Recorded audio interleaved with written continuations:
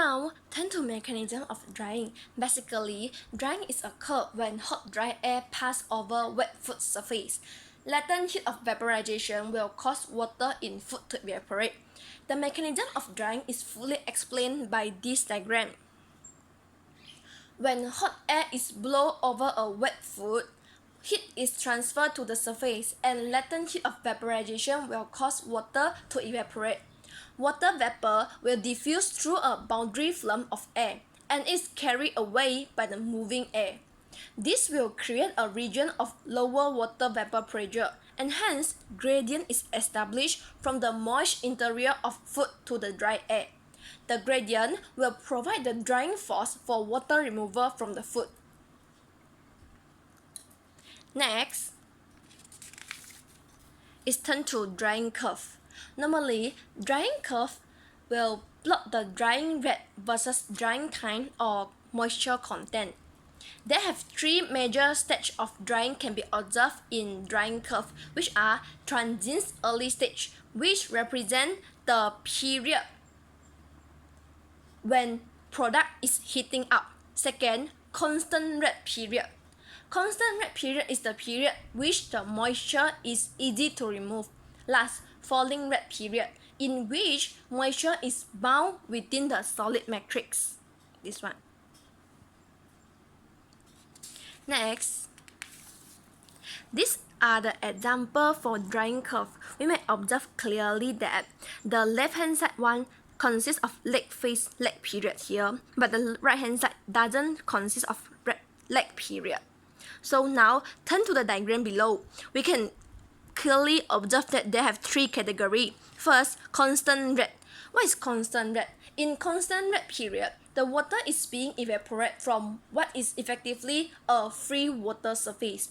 The rate of removal of water can then be related to rate of heat transfer if there is no change in temperature of material, and therefore all heat energy transferred to it must result in evaporation of water. The rate of removal of water is also the rate of mass transfer from the solid to the ambient air. These two means mass and heat transfer must predict the same rate of drying for a given set of circumstances. This is the explanation for constant rate period. Now turn to first falling rate period. Actually, what is falling rate? We can observe they have divided into two, which is first falling rate and second falling rate. What is falling rate? Falling rate is reached when the drying rate start to decrease and the surface water fall to less than 1. The first falling rate is occur when wet spot its surface continuously diminish until the surface is dry.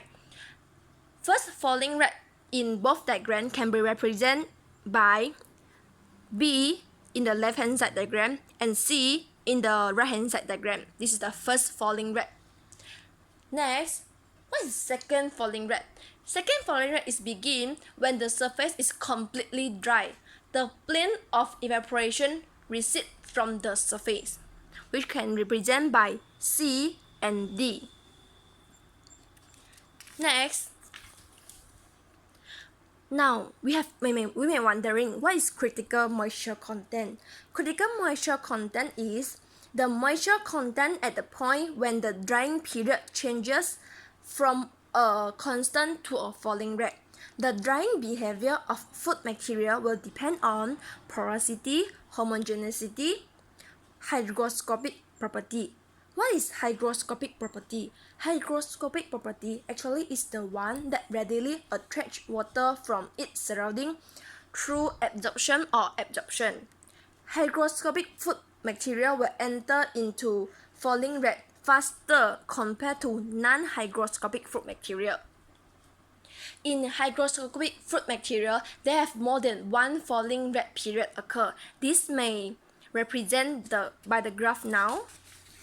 Okay, we may observe that they have only one falling rate in this graph, which is for non-hygroscopic material graph, and they have two, first one and then the second one, falling rate in hygroscopic material graph. Falling red period is the longest period during drying of food product.